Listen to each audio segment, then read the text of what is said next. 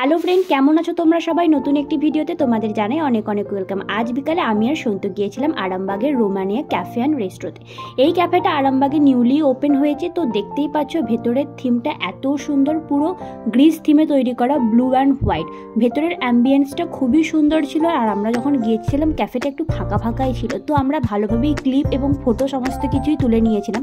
তো তারপরে যে আমরা অর্ডার করেছিলাম একটা চিকেন নুডলস আর তার সাথে শেজওয়ান চিলি চিকেনটা জাস্ট কোনো কথা হবে না, এতই সুন্দর খেতে ছিল আর এত ঝাল ছিল, জাস্ট অসাধারণ।